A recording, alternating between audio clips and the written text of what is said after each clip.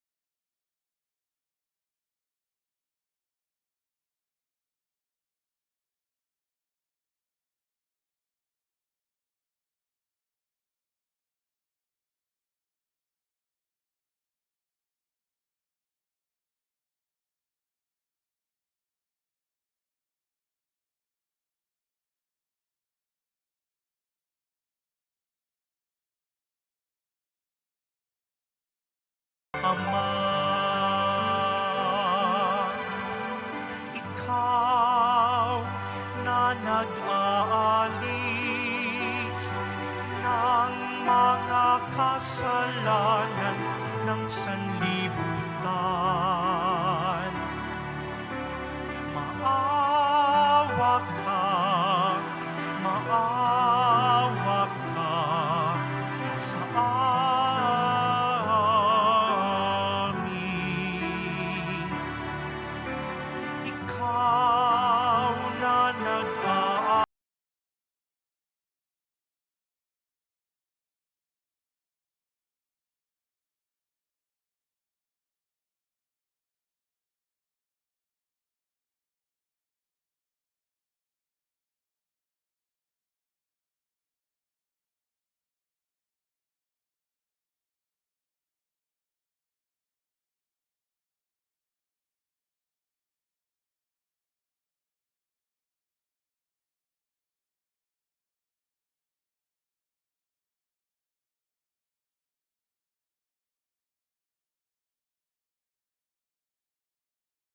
at ikaw lamang ang banal at ang kataas-taasan. Ikaw lamang, O Jesucristo, ang Panginoon, kasama ng Espiritu Santo sa kadakilaan ng Diyos Ama. Amen. Ng Diyos Ama. Amen. Papuri sa Diyos. Papuri sa Diyos. Papuri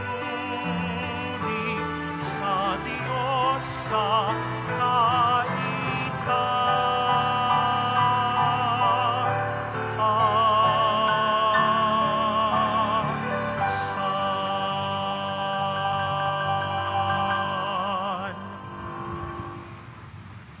Manalangin tayo. Ama naming makapangyarihan, ipagkaloob mong kami makasamba sa iyo ng may loobing taimtim na totoo, at kami rin naway magmahal sa aming kapwa-tao ng may damdaming ibinubunsod ng iyong Espiritu.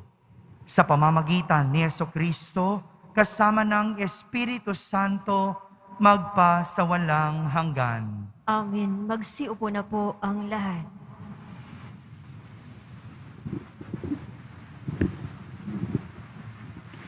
Pagbasa mula sa aklat ni Propeta Jeremias. Noong paghahari ni Josias, kinausap ako ng Panginoon at sinabi niya, "Bago ka ipinaglihi, kilala na kita.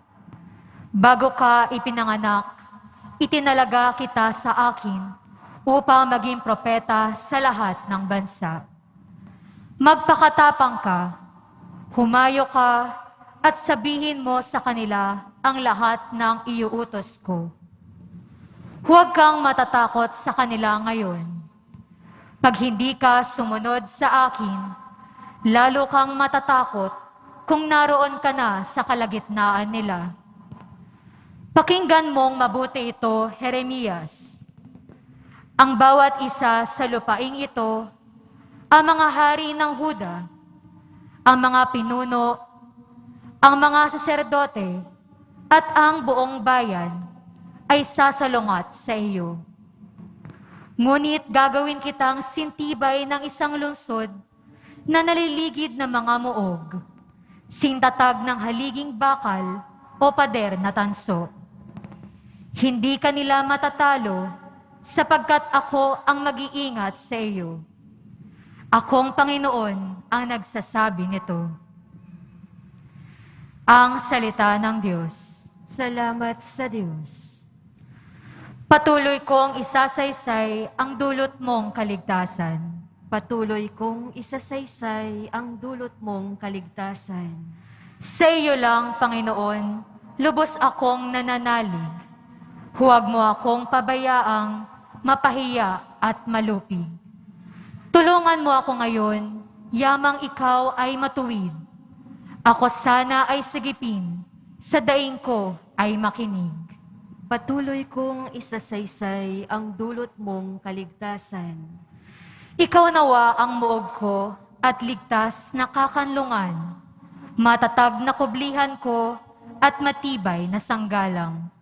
Sa lahat ng masasama, O Diyos, ako'y ipaglaban.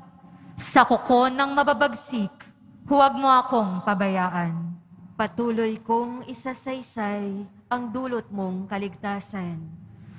Panginoon, sa iyo ko, inilagak ang pag-asa. Maliit pang bata ako, sa iyo'y may tiwala na.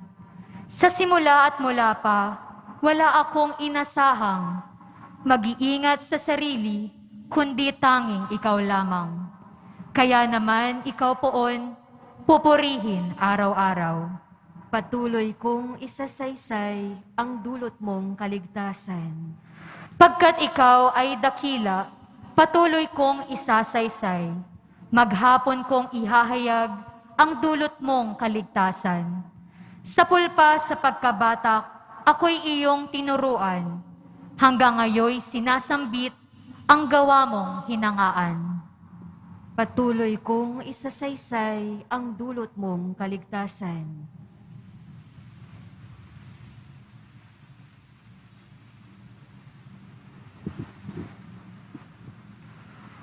Pagbasa mula sa unang sulat ni Apostol San Pablo sa mga taga-Korinto.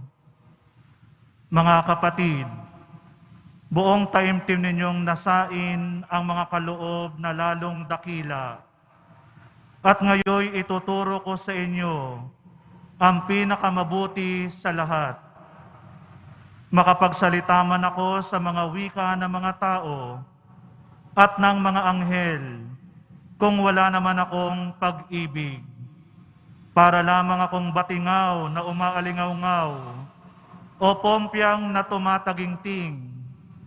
Kung ako man ay may kakayahang mahayag ang salita ng Diyos at umunawa sa lahat ng hiwaga, kung mayroon man ako ng lahat ng kaalaman at ng malaking pananampalataya, ano pat napalilipat ko ang mga bundok, ngunit wala naman akong pag-ibig.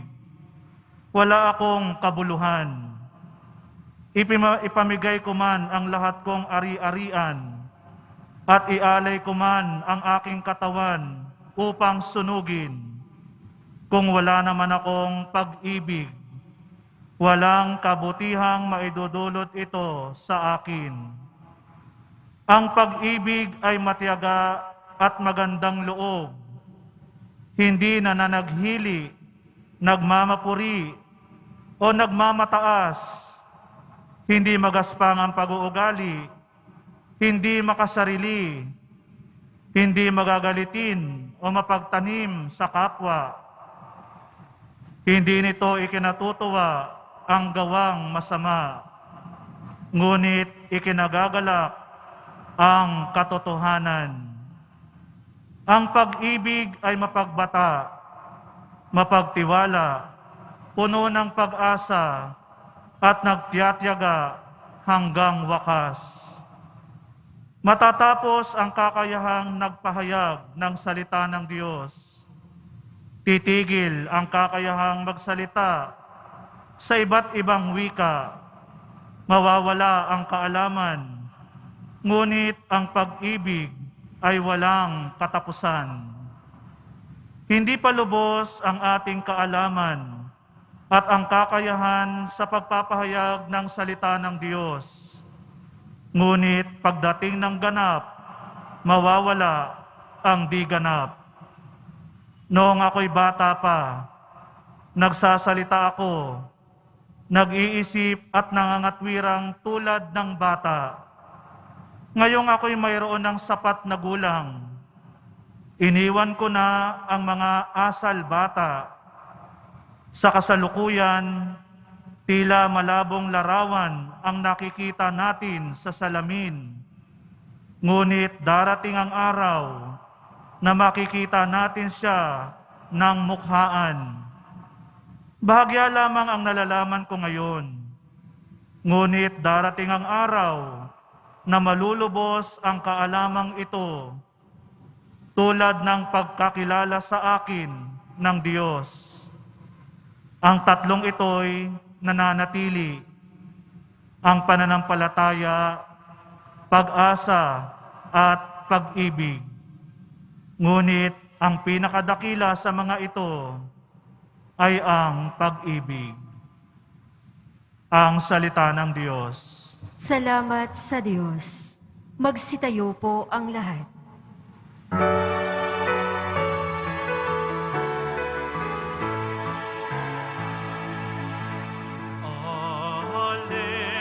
alleluia, alleluia, alleluia.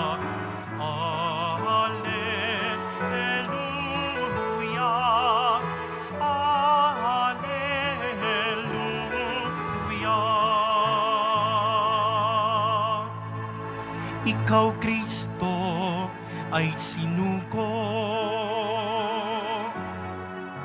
upang sa dukhay magturo, magpalaya sa bilanggo.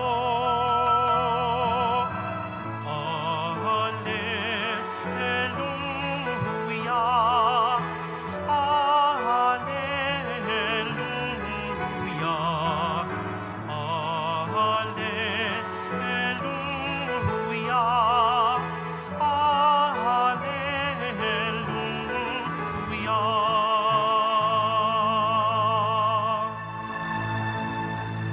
Sumainyo ang Panginoon. At sumaiyo rin. Ang mabuting balita ng Panginoon ayon kay San Lucas. Papuri sa iyo, Panginoon.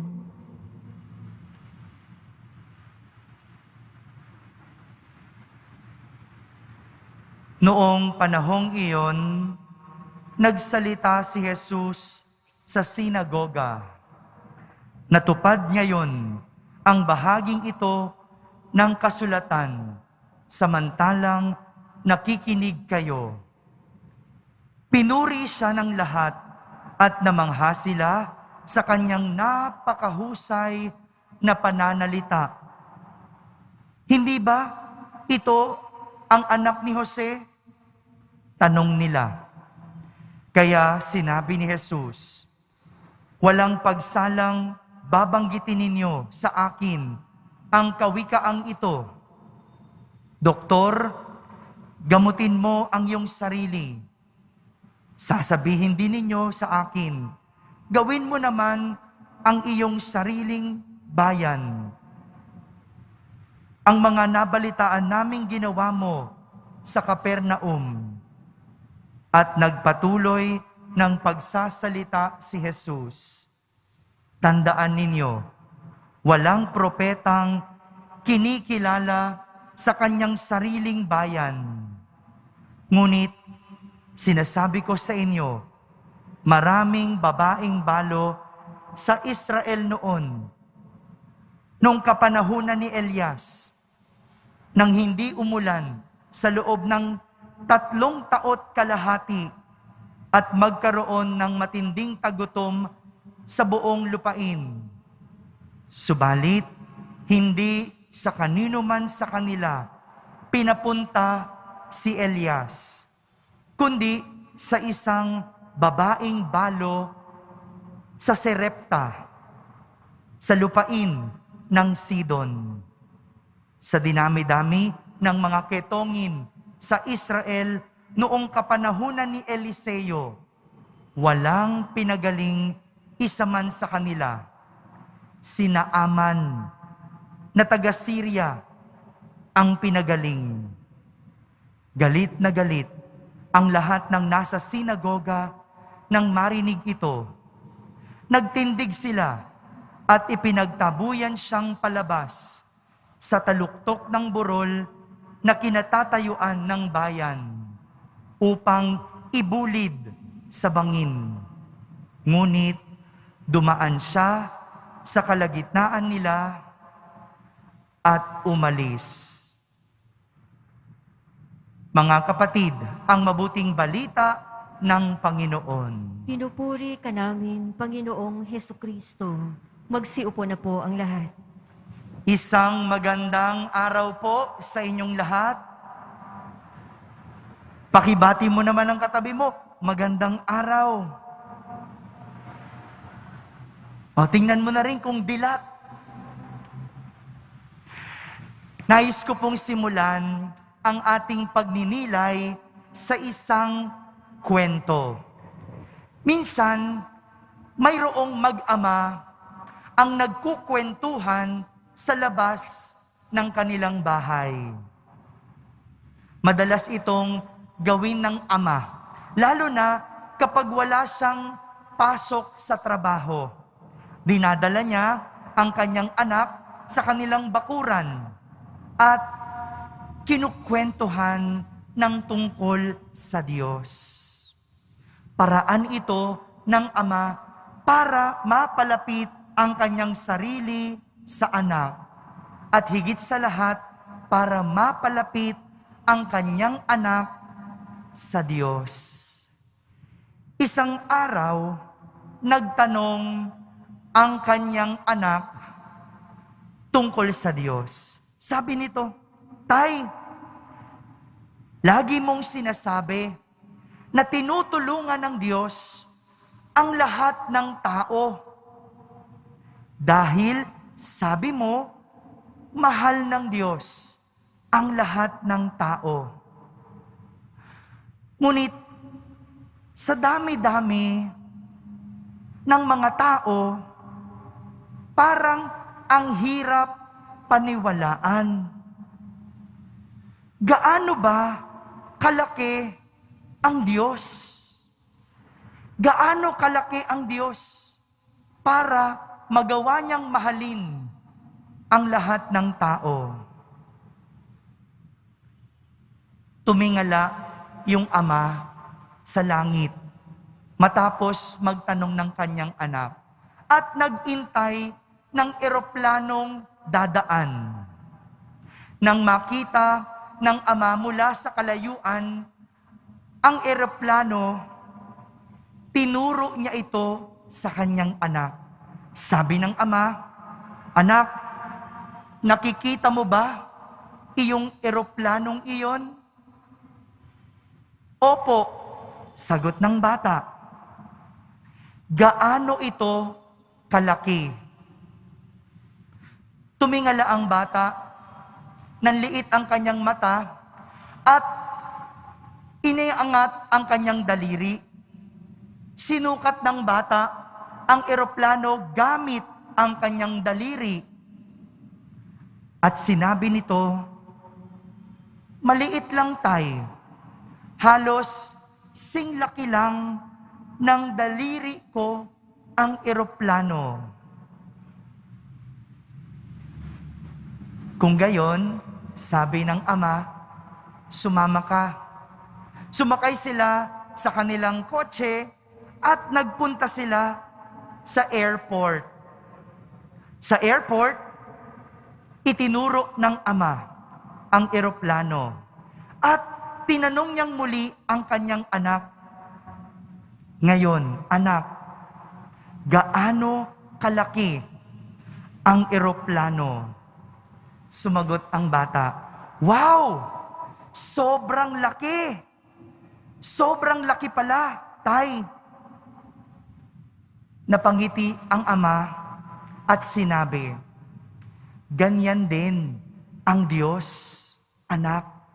Depende kung gaano kakalapit sa Kanya. Kapag mas malapit ka sa Kanya, mas malaki at higit ang Diyos sa buhay mo."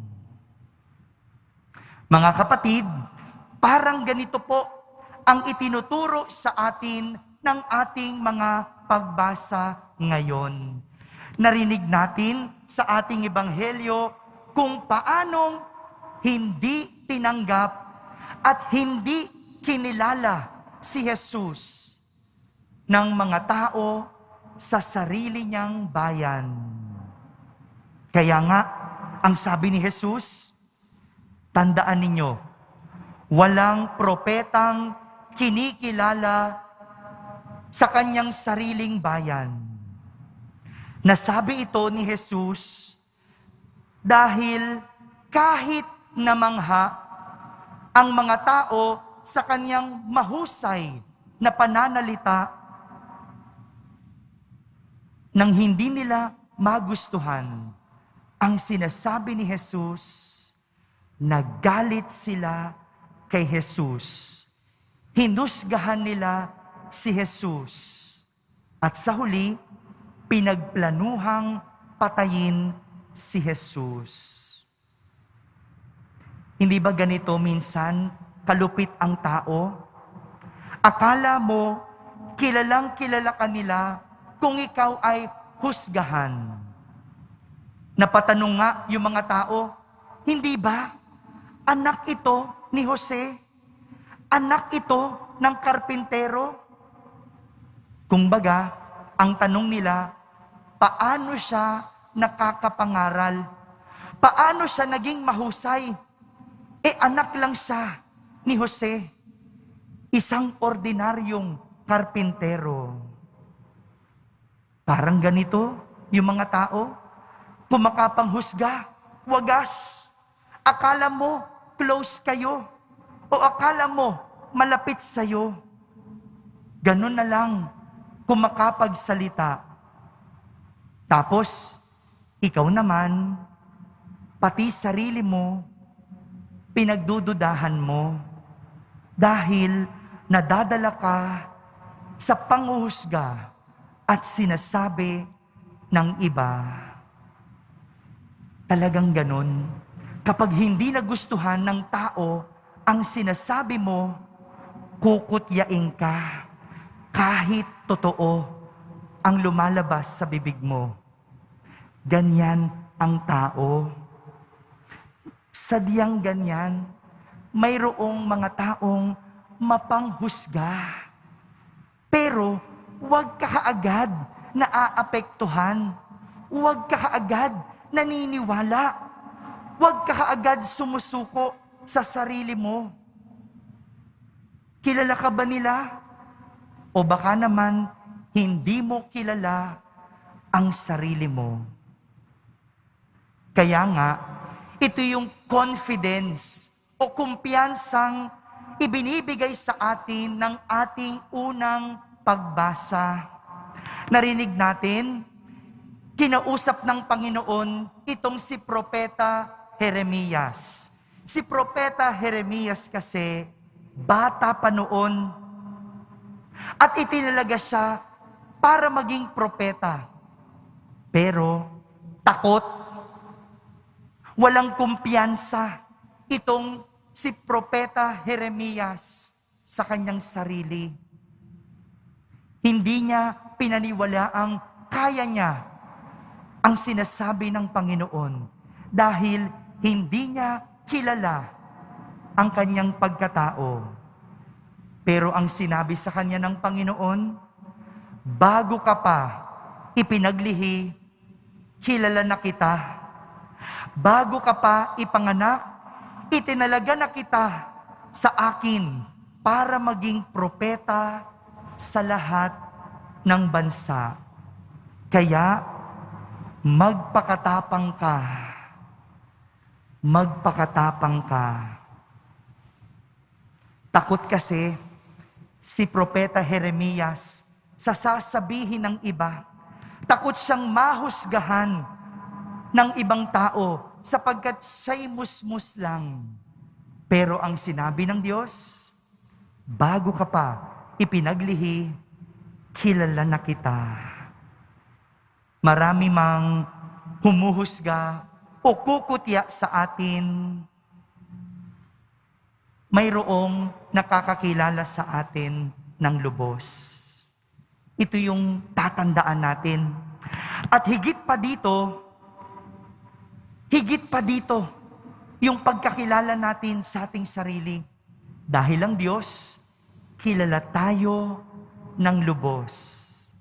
Bago mo pa isipin, bago mo pa gawin, bago mo pa sabihin, alam na ng Diyos ang lahat-lahat sa atin. Ganito po ang Diyos. Kilala tayong lubos dahil malapit siya sa atin. Kilala tayo dahil tayo ay sa Diyos.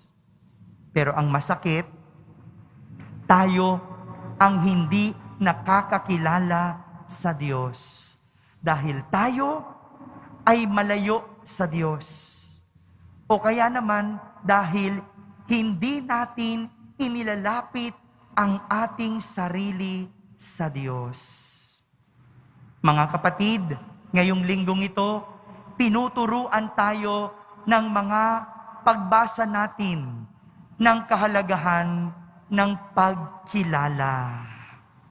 Hindi lang ng panghusga, kundi pagkilala. Ilang buwan na lang, tayo ay mamimili ng magiging leader ng ating bansa. Hindi tayo huhusga kung sino ang magnanakaw at sino ang hindi. Pero ang dapat nating gawin, kilalanin natin ang mga kandidato. Kilalanin para mapili natin ang karapat-dapat. Para makilala natin, ito yung sinasabi ni San Pablo sa ikalawang pagbasa. Kikilalanin ng tao kung ito ay may pag-ibig. Marami nagpapanggap may pag-ibig. Pero ang pamantayan ni San Pablo ng pag-ibig ay ang pag-ibig na matiyaga at magandang loob. So pagtamad, kapag hindi pumapasok ang isang politiko, walang pag-ibig. Dapat matiyaga. Dapat magandang loob. Hindi nagmamapuri. Hindi nagmamataas. Hindi magaspang ang pag-uugali. Hindi makasarili. Hindi magagalitin o mapagtanim sa kapwa. Ganyan ang klase ng pag-ibig na ating hahanapin. Mga kapatid, sadyang may mga tao na nakapaligid sa atin na manghuhusga. Pero ang hamon, sa halip na manghusga, kumilala. Dahil ang pagkilala, paglapit sa tao. Paglapit sa tao. At para lumapit at mapalapit, tignan kung siya ba ay may pag-ibig. Ito ang hamon sa atin para sa linggong ito. Ang kumilala, hindi ang humusga. Amen. Magsitayo po tayong lahat at sabay-sabay nating ipahayag ang ating pananampalataya. Sumasampalataya ako Sa Diyos amang makapangyarihan sa lahat, na may gawa ng langit at lupa. Sumasampalataya ako kay Hesukristo, iisang anak ng Diyos, Panginoon nating lahat.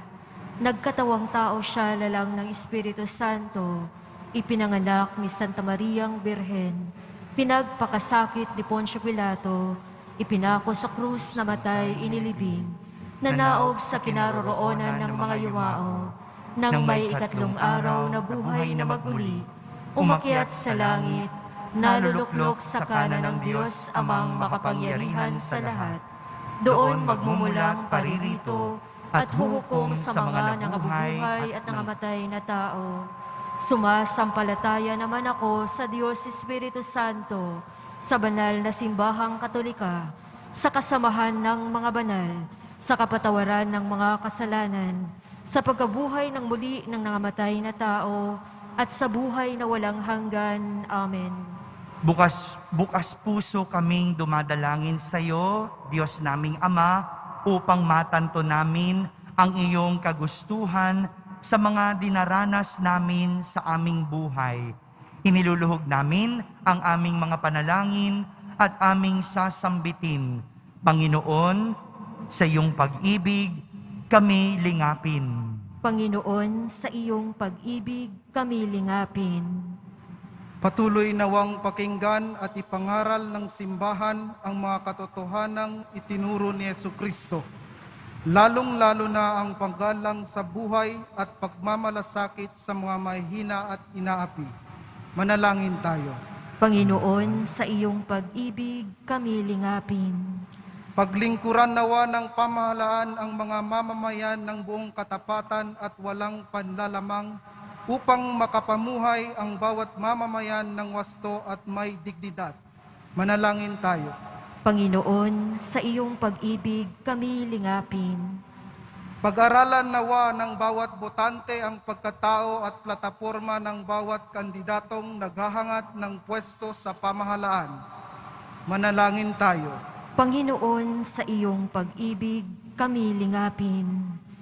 Pagpalain at gabayan mo nawa ang mga grupong may adhikaing pangalagaan ang buhay ng tao laban sa mga makamundong ideolohiya.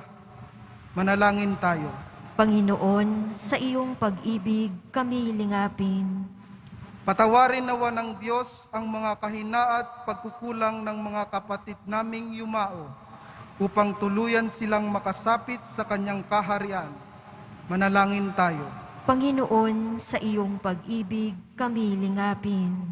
Sa katahimikan, ating ilapit sa Diyos ang ating mga pansariling kahilingan.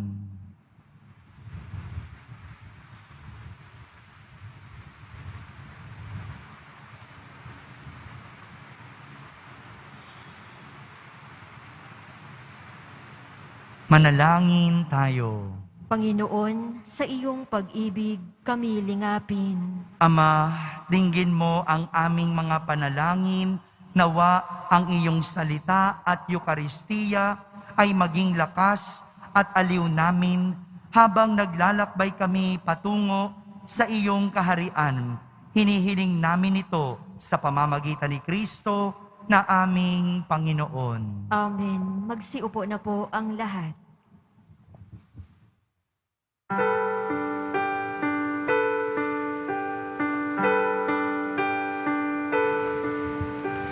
O Diyos, awang di mabilang, tanggapin mo yaring aming alay. Gawin ito bilang tanda ng aming kaligtasan. Narito, O Ama, alak at tinapay, bunga ng lupa at ng aming paggawa. Magsitayo po ang lahat. Manalangin kayo mga kapatid upang ang paghahain natin ay kalugdan ng Diyos amang makapangyarihan. Tanggapin nawa ng Panginoon itong paghahain sa iyong mga kamay, sa kapurihan niya at karangalan, sa ating kapakinabangan at sa buong sambayanan niyang banal. Ama naming lumikha, ang mga alay na ngayoy aming inihahanda sa hapag na ito ng iyong dambana ay iyong tanggapin at gawaran ng pagpapala upang mapagsaluhan namin ang kaligtasan mong ginawa. Sa pamamagitan ni Jesucristo, kasama ng Espiritu Santo, magpa sa walang hanggan. Amen. Sumainyo ang Panginoon. At sumaiyo rin. Itaas sa Diyos ang inyong puso at diwa. Itinaas na namin sa Panginoon. Pasalamatan natin ang Panginoong ating Diyos. Marapat na siya ay pasalamatan. Ama naming makapangyarihan, tunay ngang marapat na ikaw ay aming pasalamatan. Kahit na ikaw ay pinagtaksilan ng sangkatauhan, ikaw ay patuloy pa rin sa iyong pagmamahal. Ikaw na ang nagpuno sa aming pagkukulang. Ikaw pa rin ang nagsugo ng tutubos sa tanan. Ang sugo mong anak ay naging di na iba sa amin, bagamat di niya tinularan ang aming pagkamasuwayin. Nilob mo ito upang iyong mamalas sa aming pagkatao ang giliw mong anak. At kami tunghayan mong may pag-ibig na tulad ng pagkatangi mo sa kanya ng higit sa lahat. Ang katapatan niya sa iyong walang maliw ay nagpapanumbalik na muli sa amin ng iyong kasiyahat, ng iyong pagtingin na aming iwinaksi nung ikaw ay aming suwayin. Kaya kaysa ng mga anghel na nagsisiawit ng papuri sa iyo nang walang humpay sa kalangitan, kami nagbubunyi sa iyong kadakilaan.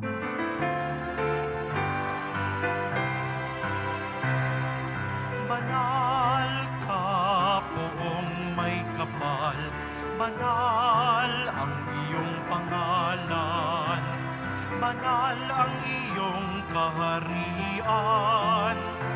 Langit lupa'y nagpupugay sa iyong kadakilaan.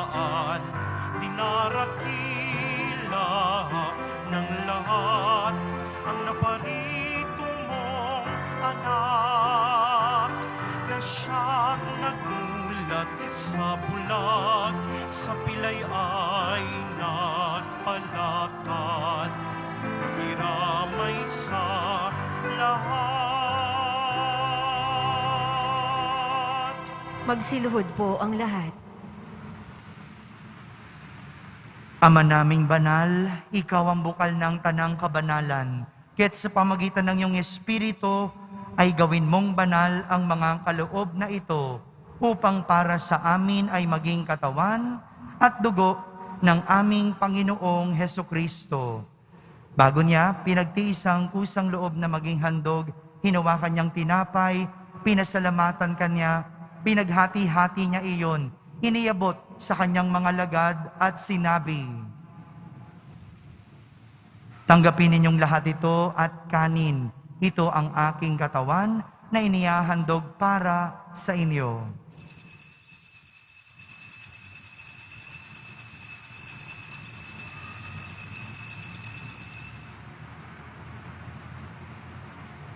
Gayon din naman, nung matapos ang hapunan, hinawakan niyang kalis, muli kanyang pinasalamatan. Hiniabot niya ang kalis sa kanyang mga alagad at sinabi,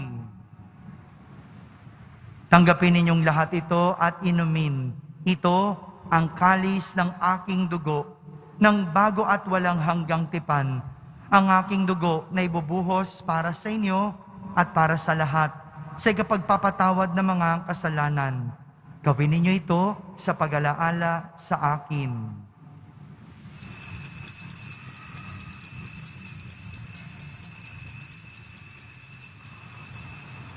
Magsitayo po ang lahat. Ipagbunyi natin ang misteryo ng pananampalataya. Si Kristo ay gunitain, sarili ay inihain. Bilang pagkait inumin, pinagsasaluhan natin hanggang sa siya'y dumating. Ama, ginagawa namin ngayon ang pag-alaala sa pagkamatay at muling pagkabuhay ng iyong anak. Kaya't inaalay namin sa iyo ang tinapay na nagbibigay buhay at ang kalis na nagkakaloob ng kaligtasan. Kami nagpapasalamat dahil kami iyong minarapat na tumayo sa harap mo para maglingkod sa iyo. Isinasamo namin kaming magsasalo-salo sa katawan at dugo ni Kristo ay mabuklod sa pagkakaisa sa pamamagitan ng Espiritu Santo.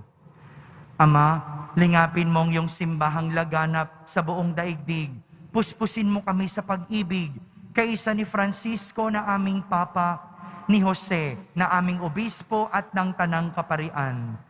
Alalahanin mo rin ang mga kapatid naming nahimlay na may pag-asang sila'y muling mabubuhay. Gayon din ang lahat ng mga pumanaw. Kaawan mo sila't patuloyin sa iyong kaliwanagan. Kaawan mo at pagindapating kaming lahat na makasalo sa iyong buhay na walang wakas. Kaisa ng mahal na Birheng Maria na Ina ng Diyos, ng kabiyak ng puso niyang si San Jose, kaisa ng mga apostol at ng lahat ng mga banal na namuhay dito sa daigdig ng kalugod-lugod sa iyo. May pagdiwang nawa namin ang pagpupuri sa kararangal mo sa pamamagitan ng iyong anak na aming Panginoong Heso Kristo. Sa pamamagitan ni Kristo, kasama niya at sa Kanya, ang lahat ng parangal at papuri ay sa iyo, Diyos amang makapangyarihan, kasama ng Espiritu Santo, magpa sa walang hanggan. Amen, amen, amen, amen.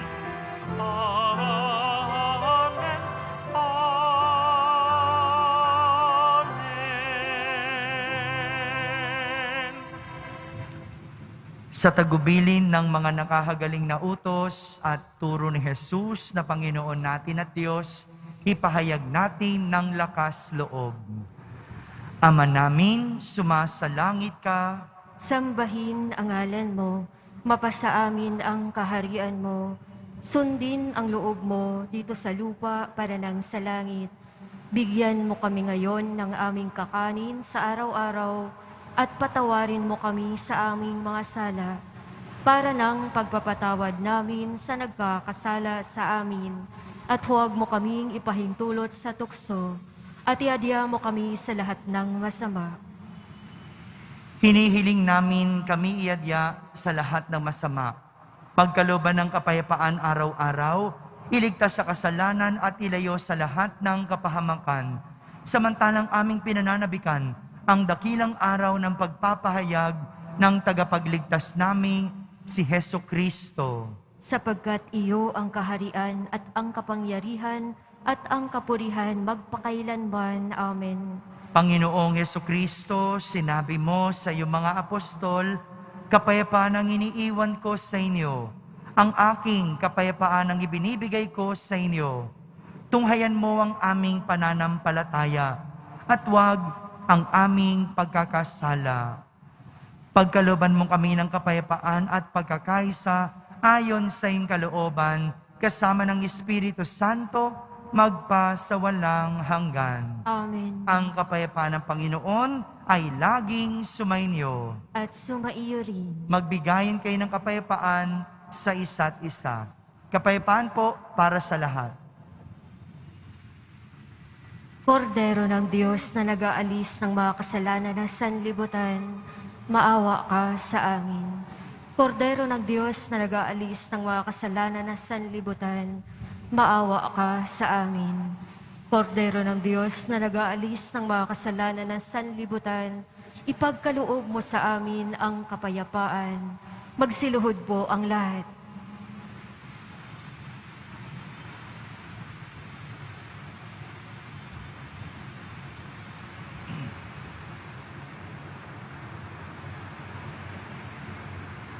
Ito ang kordero ng Diyos.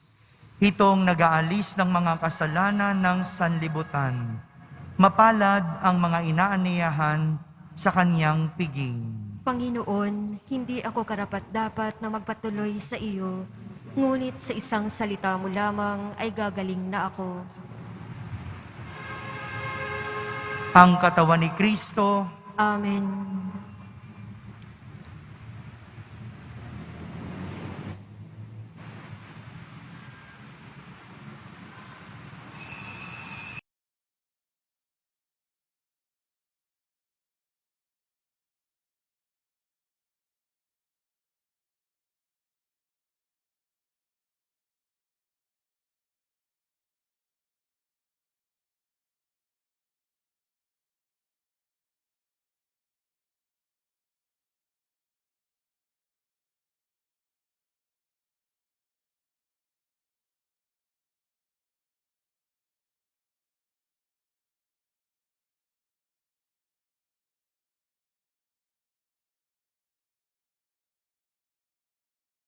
manalangin tayo. Ama naming mapagmahal, kami nagsipakinabang sa piging ng aming kinamtang kaligtasan ay humihiling na iyong bigyang kaunlaran sa pananampalatayang wagas kailanman sa tulong ng panubos na ngayoy iyong bigay. Sa pamamagitan ni Jesucristo, kasama ng Espiritu Santo, magpa sa walang hanggan. Amen. Sumainyo ang Panginoon. At sumaiyo rin. Pagbabasbas ng Poong Yesus Nazareno. Mahal na Poong Yesus Nazareno, hinihayag mo sa pamamagitan ng krus ang walang maliw na pag-ibig ng Diyos sa sangkatauhan. Pakinggan mo ang kahilingan ng iyong angkan na nagsusumamo sa iyo. Makamtanawan nila ang inyong katugunan at tanggapin ang kasagutan na may utang na loob na tinatanaw. Basbasan din po ninyo ang lahat ng may karamdaman at nahihirapan, may mga dalang imahen at dasalan. Sa pamamagitan ng bendisyon na ito, naway maalala nila ang mga pangako nila noon sa binyag na ikaw ang kanilang iibigin at pagdilingkuran bilang Panginoon, magpa sa walang hanggan. Amen. At pagpalain kayo ng makapangyarihang Diyos, Ama, Anak, at Espiritu Santo. Amen. Tapos na po ang ating pagdiriwang, humaiking taglay ang pag-ibig at kapayapaan ng Poong Jesus Nazareno. Salamat sa Diyos.